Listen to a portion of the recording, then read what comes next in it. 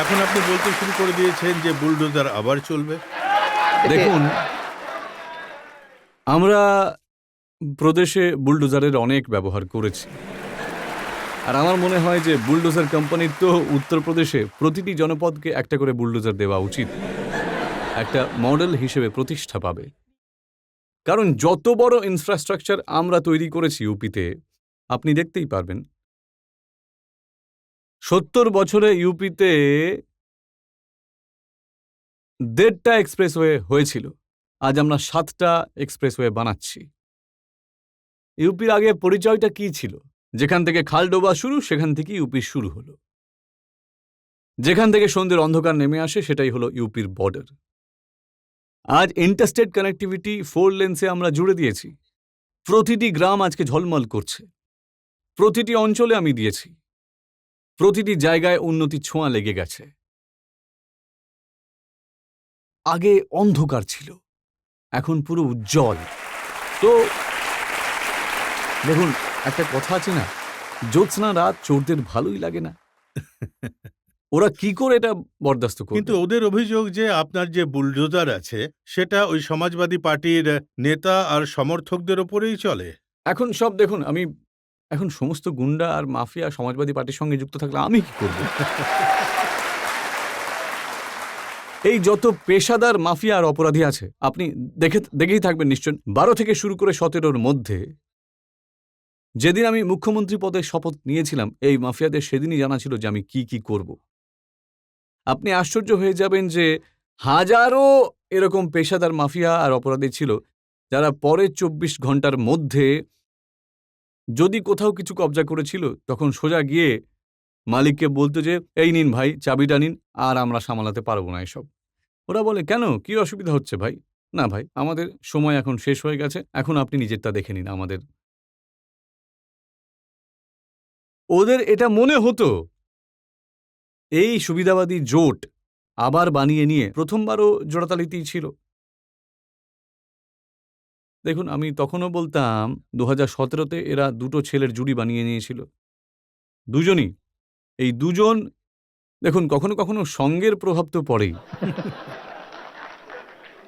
ওই সঙ্গ দোষ চোখে দেখা যায়, এটা কিন্তু ভুলে যাবেন না। সঙ্গের প্রভাব দুই ছেলের ওপরেই ভালোভাবে দেখা গেছে। এই প্রভাব জনতাই ওদের দুজনকে সোজা করেছে। 19-এ যখন ওরা এখানে জোটবদ্ধ করেছিল, আমি তখনও বলতাম যে দেখো, এরা কিচ্ছু করতে পারবে না, কারণ এই যে সুবিধাবাদী জোটবন্ধন বানিয়ে নিয়েছে, ভোটের পরে এরাই একে অপরকে দোষারোপ করবে। আমি এটা বিধানসভাতেও এই কথাটা বলেছিলাম, যখন জোটবদ্ধ নয় তখনও বলেছিলাম এই কথাটা, এবং এখন আমি এই কথাটা বলতে পারি। দেখুন, যখন মহাজোটবদ্ধ হয়েছিল, আমাকে প্রশ্ন করা হয়, পার্টির পক্ষ থেকে জানতে চায় যে কি হবে। আমি বলি, দেখুন, 80% সিট ভারতীয় জনতা পার্টি জিতবে, আর 20% এরা নিজেদের মধ্যে ভাগ করে নেবে। কিন্তু এই জোটবন্ধনও এক সৌভাগ্য যে আমরা সমস্ত এই প্রদেশের ক্ষমতায় থাকলে আর কোনো স্টেট গেস্ট হাউস কাণ্ড ঘটাতে পারবে না। এখন দেখবেন, এই যে বাকি ভাইরা মিলে ভারতীয় জনতা পার্টির বিরুদ্ধে জোট করছে এবং একটা জাতীয় মহাজোট দেখিয়ে সুবিধা পাওয়ার চেষ্টা করছে। উত্তরপ্রদেশের জনতা এই সুবিধাবাদী জোটবদ্ধকে আবার যোগ্য জবাব দিয়ে দিয়েছে। এটা আমি বলতে পারি যে যে জোট ভারতীয় জনতা পার্টির বিরুদ্ধে বানানো হয়েছে, নির্বাচনের পরে একে অন্যের বিরুদ্ধে অভিযোগ আনবে, এদের মধ্যে ঝগড়াঝাঁটি হবে, কোথাও মারামারিও হবে, হুম। আর পরে নিজেদের বিরুদ্ধেও প্রতিনালিশ এরা করবে। কারণ সমস্ত ওই ধরনের গাজোয়ারি পালোয়ান ওখানে ভর্তি, আর এরা সবাই এই ধরনের কাজই করবে। এবার আপনারা চিন্তা করবেন না, আমরা শক্তির সঙ্গে এদের মুখোমুখি হব। আমাদের কাজ থেমে থরি না আছে। কিন্তু দেখুন, উত্তরপ্রদেশের রাজনীতিতে যদি দেশের সবচেয়ে বেশি জনসংখ্যার রাজ্যকে দেশের নাম্বার 1 হতে হয়, তবে উত্তরপ্রদেশের রাজনীতি থেকে জাতিবাদের রাজনীতি, মাফিয়াবাদের রাজনীতি চিরকালের জন্য জলাঞ্জলি দিতেই হবে, সমাপ্ত করতেই হবে। আর আমি মনে করি ভারতীয় জনতা পার্টি যে পরবর্তী শাসনকাল হবে তা খুবই গুরুত্বপূর্ণ হবে এই দেশের জন্য। আর এটা চিরকালের জন্য অপরাধ মাফিয়াবাদকে ইউপি থেকে সমাপ্ত করতে হবে, আর ইউপিকে উন্নতির ওই সব ক্ষেত্রে সফল হয়ে দৃষ্টান্তমূলক হিসেবে স্থাপিত করতে হবে এটাই। আর উত্তরপ্রদেশের প্রতি ব্যক্তি আয় ন্যাশনাল এভারেজ থেকে যেন বেশি হয়, এটা আমাদের করতেই হবে। সেইভাবেই আমরা পদক্ষেপ নিচ্ছি এখন। যোগীজি, আমরা সমাজবাদী পার্টির ক্যাম্পেনে দেখি, অখিলেশ যাদবের কথা শুনি, ওরা বলে যে এই বুলডোজার লখিমপুর খিরিতে কেন চলে না, হাতরাসে অমানবিকতা হয়েছে, তাতে যোগীজির হৃদয় কেন কাঁদেনি?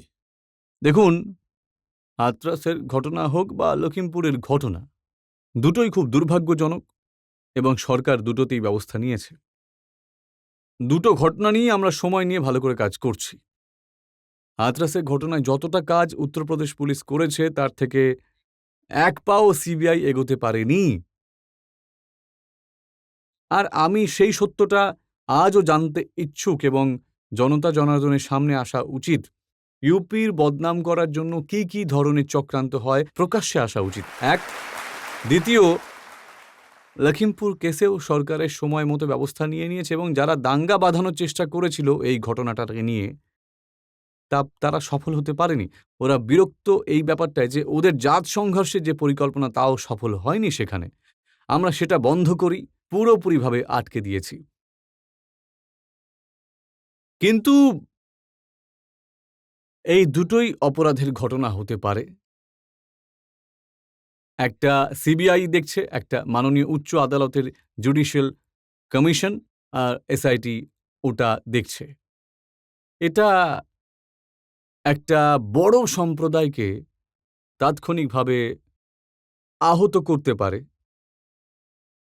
কিন্তু শোষণের মাধ্যম বা গুন্ডা টাইপের মাধ্যম নয়। উত্তরপ্রদেশে যত পেশাদার মাফিয়া ছিল তাদের ক্ষমতার সাথী হতো তারা, অরাজকতা সৃষ্টি করত, গুন্ডাগিরি করত, সরকারি সম্পত্তি তারা কবজা করত, গরিবদের সম্পদ তারা লুট করে নিত। বুলডোজার ওদের জন্য বানিয়েছি আমি, এবং তার উপযুক্ত ব্যবহারও হয়।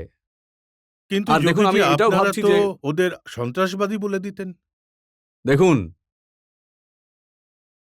সন্ত্রাসবাদী কারা কারা নয় এটা তো প্রত্যেকেই জানে। সন্ত্রাসের যতটা ঘটনা ঘটেছিল 2003 থেকে 2007-এ সমাজবাদী পার্টি শাসনকালের ভেতরেই হয়েছিল। আর এই সন্ত্রাসবাদের মানে এই গোরখপুরে 2007-8-এ একটা সিরিয়াল ব্লাস্ট হয়েছিল। বাবা গোরখনাথের কৃপা, কোনো মানুষ এতে প্রাণ হারায়নি। না হলে যে ধরনের চক্রান্ত হয়েছিল গোরখপুরের ক্ষতি করার জন্য, ঠিক সেই ধরনের যেটা আহমেদাবাদে হয়েছিল, সিরিয়াল ব্লাস্টে 56 জন মারা গিয়েছিল আহমেদাবাদে। কাশীতে সংকটমোচন মন্দিরে যে সন্ত্রাসবাদীর হামলা হয়েছিল তাতে 12 জন লোক মারা যায়। কাচারিয়াতে যে হামলা হয়েছিল, অযোধ্যা, লখনৌ, বারাণসীতে 15 জনের বেশি উকিল আর ফরিয়াদি আক্রান্ত হয়েছিল তাতে। এরকমই আলাদা আলাদা জায়গায় ব্লাস্ট হয়েছিল। এত বড় বেহায়া যে 2013-য় সমাজবাদী পার্টি এই সমস্ত অপরাধীদের বিরুদ্ধে মোকদ্দমা তুলে নেওয়ার অসভ্যতা করে, সবার মোকদ্দমা। আর এখন আর একটাও উদাহরণ এদের শাসনকালের মধ্যে যত সন্ত্রাসের ঘটনা ঘটেছিল, দ্বিতীয়ত সেই সন্ত্রাসবাদীদের মোকদ্দমা তুলে নেওয়া, আর তৃতীয়ত আহমেদাবাদে যে সিরিয়াল ব্লাস্ট হয়েছিল তাতে যে সন্ত্রাসীদের ফাঁসি হয়েছিল, সেই ফাঁসি সাজাপ্রাপ্ত অপরাধীর পরিবার সমাজবাদী পার্টিতে জয়েন করে নিয়েছিল। দেখুন, এটা কেবলমাত্র আহমেদাবাদের ঘটনা নয়, বরং দিল্লির বাটোলা হাউসের ঘটনা যখন ঘটেছিল, বাটলা হাউসের মামলা আপনি দেখেই থাকবেন। ওই সন্ত্রাসী যে মোহাম্মদ শেফ, তার এক ভাই যে ওই ঘটনার জন্য দায়ী ছিল, পরে সে সিরিয়ায় পালিয়ে যায়। আজমগড়ের সঙ্গে যুক্ত মানুষেরা, সংজরপুরের লোকেরা, মানে এই ধরনের পরিস্থিতি ওখানে ছিল, এই সব কিছুই তো দেখবেন আপনি। দেখুন, 38 জনের ফাঁসি হয়েছিল, কিন্তু আপনি একজনকেই সমাজবাদী পার্টির পেলেন। দেখুন, প্রশ্নটা হলো যে যখন রাজনৈতিক দল রাষ্ট্রীয় সুরক্ষাকে উপেক্ষা করে ভোট ব্যাংককে দেশের সুরক্ষার বিনিময়ে তারা সেটা বাড়াতে চাইলে পরে আমার মনে হয় যে এই দেশের সেটাকে মেনে নেওয়া উচিত নয়, কখনো না। রাজনীতি থাকবে, দেশ বাঁচলে রাজনীতিও থাকবে, কিন্তু আমার দেশের মূল্যের বদলে রাজনীতি করাটা কি কখনো কেউ এমন কিছু যেন না করে যার মূল্য দেশকে চোকাতে হয়।